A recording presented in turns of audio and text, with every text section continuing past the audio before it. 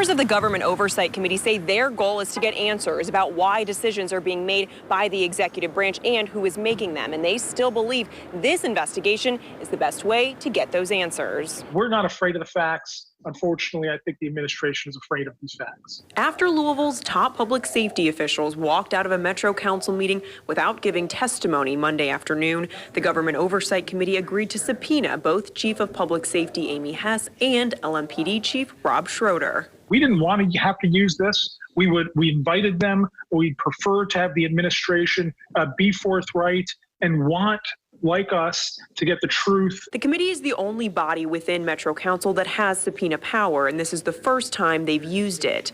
Their investigation is seeking answers about LMPD's tactics during ongoing protests, including why officers stood down during rioting in late May and why law enforcement responded to 26th and Broadway, where David McAtee was killed.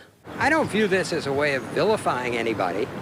I view it as a way of making better decisions in the future. Hess and Schroeder had previously agreed to answer questions on those topics, but on Monday their attorneys argued they could not do so because of a recently filed lawsuit. Many members of the committee had prepared dozens of questions and say they were caught off guard by the chief's departure. There were several people who knew that this was a real possibility last Friday, and that was not shared with me as a committee member. Most of us had no idea that there was this dispute brewing. Committee Vice Chair Councilman Anthony Piagentini says he believes Mayor Greg Fisher is trying to stonewall the council. But I think what we see here is a pattern from the mayor's office, which is to obstruct and not get the truth out. An accusation the mayor denies. There's no delay. There's no misdirection on any of this. It all needs to happen in the proper legal pathway so that the truth will come out. And we're dedicated to that, always have been and always will be. But Metro Council President David James isn't convinced and even suggested committee members